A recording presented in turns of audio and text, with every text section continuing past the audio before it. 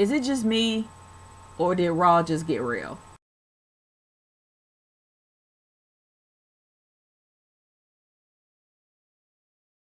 Y'all, I never expected this to happen. Usually Raws are like lackluster, completely boring, and very hard to stay awake watching. But this is one of the best Raws leading up to WrestleMania to date. And this is what they had to do. Because with all the injuries that's been going on in WWE, as well as all the matches that had to be put on hold because some circumstances, unforeseen circumstances have happened, we got the biggest swerve ever. For the opener alone, I screamed to the top of my lungs and I was literally in tears. I don't usually am that sentimental, but the fact that we saw Shane O'Mac come out after being gone for close to 8 years and literally having a match with Taker at WrestleMania 32. I'm floored. I was like, nothing can ruin this night for me. And honestly, nothing really did. The matches themselves were really great because, I mean, the matches themselves were good. I'm not going to deny that. But I will say that in my opinion, every single segment got real. Every single match got real. Even when it came to some of the performers. When Ryback was saying, you know, I'm tired of these tag teams, I'm done, I have to look out for me. Nothing personal with these guys. Nothing personal with Kane, nothing personal with Big Show. I just gotta look out for myself. I'm like, dude, this is getting real. Then how Shane was pretty much talking about how the multiple injuries, the fact that they're running it into the ground. I'm like, okay, they went real all the way through. Like, it wasn't just one moment of the night. It wasn't just the opener or a personal segment. It went all the way through. And I was like, wow, it's about freaking time. And maybe this was like, look, we just gotta be realistic. Everybody pretty much knows we can't hide anything from social media. Things are getting worse. Why don't we just do it this way? And I loved it. Every single freaking bit of it. And I will say this. Some of the matches, in my opinion, were redundant, especially when it came to the match with the big guys versus the Wyatt family. I thought it was a bit redundant. But I guess they wanted to have the Wyatts come out on top, but they should have done that last night instead of having the faces come out on top. But like he said, and I was thinking the same thing, it's like, look, we won last night, I have nothing to prove. So I'm like, okay, that's the exact same thing that I was thinking in my head. And I thought it was great. And with Chris Jericho being with Chris Jericho teaming up with AJ Styles, I enjoyed that, but then it's just to the point where, don't you want something else more, a little bit more for AJ Styles and him teaming up with Jericho all the time? Jericho did tap out, but something's telling me that they're gonna start a feud between those two again. I wouldn't mind that being a WrestleMania match, and it looks like it's gonna be. Like, in my opinion, even though you got mad respect from their match at Fastlane, and it was one of the best, I'm not going to deny. It seems to me that they're going to start up a feud with these guys and possibly have a match at WrestleMania. But the main event itself, you didn't really much care about the main event. Let's just be honest. You didn't. You didn't care much about Sheamus. And it's sad how Sheamus is not really getting anything going on for WrestleMania except for the Andre the Giant Battle Royal. And I think that that's going to probably be, and this is just my opinion here, this is going to be Wade Barrett's last moment. So I think that Wade Barrett, that's going to be his last WrestleMania. So they're going to probably have a moment for him there. But I'm going off tangent here. But honestly, y'all, I can't. Honest, that moment alone literally just lit up my night. But on the real, the one thing that kind of puzzled me was the fact that I really thought, but maybe it's too early in the game. We still got a full month to go. But we had one Divas match tonight. And I'm cool with that. I really am. I'm cool with either one or two. But it's nice to actually have Naomi out there and have Naomi actually performing on her own. Tamina, yeah, sidelines, sure. But the thing is that they had their own pay-per-view match last night. And then they ended up having then Naomi ended up having her own match with Sasha Banks, which is cool because these are really great performers, and I thought it would be awesome. And it was. It was a really great match. But one thing that really puzzled me the most is that you got Becky Lynch running out there to help her out. And I'm like, look, Becky can hold her own without Sasha Banks. But I know they're trying to set up something for WrestleMania. But to me, it doesn't look like it's going to be a triple threat. It's too early in the game to say that it's not going to be. But it looks like they're going to probably have somewhat of a number one contenders match between Becky Lynch and Sasha Banks. But then you also got Brie Bella. That is actually an opening factor. She hasn't gotten her rematch. And we know that she's not going to be coming back next year. I mean, like, after this WrestleMania, that's it. She's done. So, they're probably going to have a Fatal 4-Way, but they're going to not have everything set up that quickly. And I understand that. We got a full month to go. Like, there's going to be nothing going on in March. So, they're going to be actually setting up, using this whole month to set up WrestleMania. So they're probably going to have it down the line. But right now, they're going to have a number one contenders match, which makes no sense. This is something I think they should drag out. But either or, the one thing that bothered me about that moment after the match was not Sasha. It was not Becky. It was Charlotte. I love Charlotte. She's great as a heel. But she just is horrible on the mic. She sounds like a robot.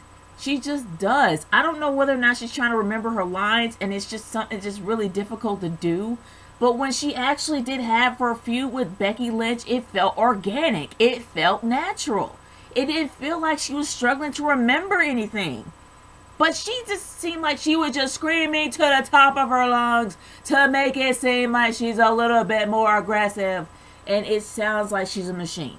And it was horrible. It was cringeworthy. And I'm just like, I'm hoping that they at least try their hardest to attempt to make these women understand how to read a script and understand how to memorize it, or at least allow them to make bullet points about the person they're talking about. It would be easier to ad-lib than to go by a script. And it's a given that Charlotte sounds like a freaking machine. So you think you would want to start something different with your champion. Just saying. But other than that, the match itself was actually pretty good. But then, the one thing that I had a big gripe about it, you guys probably saw the video about Xavier Woods. And I saw the tag team belt in the picture, and I kind of spazzed out. But he actually did somewhat perform tonight, I guess. Honestly, they're making this dude into comic relief. This is pretty much what Xavier Woods is. He's pretty much what he is now. I actually saw Xavier Woods during his stint at NXT, as well as him teaming up with R-Truth, and he is actually a really good wrestler. But he keeps getting hit all the time. Like, he doesn't really have a moment. He doesn't really have a good moment in the ring. He doesn't really have a decent spot. He's always either, I mean, he had like a real stiff punch to the face. Like, I think he hit either Sin Cara or Kalisto in the face, and it was a stiff punch. It was a stiff punch to the face. You heard that mess. But the messed up part about it is that once that, I mean, you know how hard this guy can hit. And he had a big stiff hit in the face, but unfortunately, he got clocked out of the ring. He had that one hit, and then that's it. Xavier Woods, unfortunately, is comic relief for the New Day. But this guy can perform, and I know he can have amazing spots. He's a high flyer just like Kofi Kingston. He may be a little bulkier now, but the guy can still go. So why don't you give him a moment in the ring? Let him have a spot. Instead of Kofi Kingston or Big E Langston. And actually, Big E looked like he hit hard on that ground. I hope that he's all right. He looks like he literally knocked the crap out of himself when he hit that ground. He took a dive and just landed hard. But I hope he's all right. But like I said, it would be nice to actually see Xavier Woods have a spot in the ring, because this guy can actually perform very well. But unfortunately, he's just a guy that can talk very well, can play the trombone very well, and that's about it. I mean, unfortunately, that's about how they see him. But they won, so yay. I don't know. It's high time that the tag team belts actually got taken off of them. And hopefully they'll have a tag team that is worthy enough to take it off of the New Day. But moving on down the line, and I guess I'll go back to the whole Jericho, the whole Jericho segment. The interesting thing about that is that they actually are doing their best to make social outcasts a thing. Social outcasts, in my opinion, are the vanilla version of the New Day. They are. I'm sorry. Minus the trombone. They are the vanilla version of New Day. And that's messed up. You want these guys to be in a league of their own. You want them to be their own group. Not having to be a copycat of another successful group. But unfortunately, they are a thing. They had to get in where they fit in somewhere. And of course, they didn't win. And yeah, you know that Curtis Axel, the forgettable one, tapped out. And that's a given in itself. But other than that, man, I'm sorry. By far, the main event of the night wasn't even a match. It was Shane McMahon. I did not see that coming. I really did not see that coming at all. When I heard that music, I was just like so freaking happy. It literally just had me in tears how happy I was. And I'm like, why am I crying? This is ridiculous. But it was amazing. And the fact that you actually did, and Shane could still talk, he could still go, he could still do that little shuffle and jive. I loved it. I really did. I enjoyed it. It was so great to see him out there. But I knew that award was going to be a joke. I just knew it was going to be. But I never expected Shane to show up. And they actually did have behind the scenes of Shane actually thanking the crowd. And the guy was, he didn't expect people to even remember him. But the fact is, he had the biggest pop of anybody I have ever heard. Seriously. And it shows how well over Shane McMahon is. Even though the guy's been gone for 8 years, everybody knows who this man is. And they want him to take over the WWE. He should have a long time ago. Triple H has NXTs. Does a good job. But Shane should have taken over Raw a long time ago. I'm just saying. But speaking of Triple H, the main event, after the main event. Now, before, when Triple H came out, I never thought they were going to touch. I thought it was going to be a tease. But, man, they literally gave us an inside look on what could happen at the main event at WrestleMania. He beat the living crap out of Roman Reigns to where this dude bled. Like, seriously, he looked like he broke his nose. Seriously, I never imagined to see Roman Reigns being in a pool of his own blood. Well, not literally in a pool, but his face was covered. I never thought I would ever see that on a PG show. Plus, I never really thought that Vince McMahon would cuss at least 3 times. I don't even know what he freaking said. If anybody knows what Vince McMahon actually said, because unfortunately the censors made it to where we couldn't hear him. If anybody knows what he said exactly, leave it in the comments. I am curious. I really do want to know what he said. But despite all that, Triple H beat the ever-loving crap out of Roman Reigns. And here's the messed up part. When he stood on the steps and held his championship up high, you had the entire arena cheer him. That is how not over Roman Reigns is. And that is how much of a mistake you made when you actually had him win at Fastlane. It should have been Dean. I'm saying it right now. Nobody cares about Roman Reigns. He's not built up enough for people to care about him. He has not had a lot of adversity, so people can't get behind him. The people that actually can get behind this person, well, not really Roman Reigns, but Dean Ambrose. Dean Ambrose is the only dude that people can get behind. And you can actually tell for that moment that he had with Brock Lesnar. And one thing I loved about it is that things actually started off being different. You started off with an amazing segment, and then you started off with like a behind the scenes, with a backstage moment before the thing even started. And we don't usually see those anymore on Raw. When you actually had Dean Ambrose show up and get the crap beat out of him by Brock Lesnar, and then have him show up later on down the show with a neck brace and an ambulance driving it, and then asking him to be in a match at WrestleMania, that's amazing. The fact that Dean Ambrose said he wanted him some Brock Lesnar at WrestleMania, wow. That shows you how much people are behind Dean Ambrose. And not to mention that people are also behind Brock Lesnar. It's going to be a very conflicting moment. Seriously.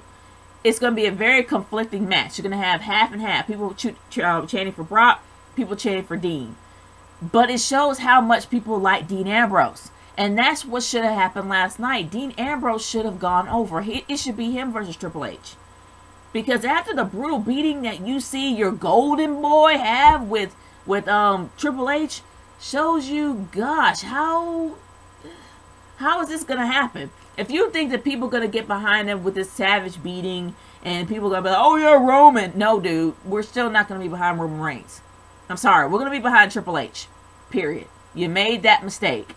It should have been Dean because people be conflicted between Dean and Triple H. It would have been a better match. But what's done is done.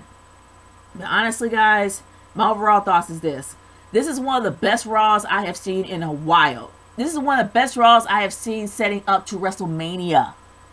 Now, usually the Raw after WrestleMania is always a Raw that people stay up for and people want to watch. But the Raw months before, wow. They got to keep this up. Seriously. This Raw was really good. I'm not going to say it was like grade A 100% material, but I will say it definitely did set up very well WrestleMania. And it gave you an idea of what could happen. Especially seeing that Shane O'Mac is going to be in a match with Undertaker in a Hell in a Cell. I'm sorry, that just that just makes me so happy to say that.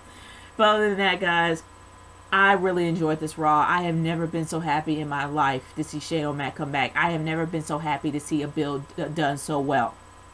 After all the screw-ups they have done in the last few pay-per-views, especially at Fastlane, we're only having 3 matches that people care about, it seems like they are literally putting their mind power, their brain power into having a decent card. And I am looking forward to this. But guys, I want to hear your overall thoughts of Raw. Leave a comment in the comment section below. I want to see your overall thoughts of Raw. I want to hear whether or not you're excited about WrestleMania. I just want to know how you feel about this Raw, because I'm excited. I am. This makes me really excited for WrestleMania. But I want to hear your thoughts. Nature Girl 30 signing off. Peace out, y'all. Later.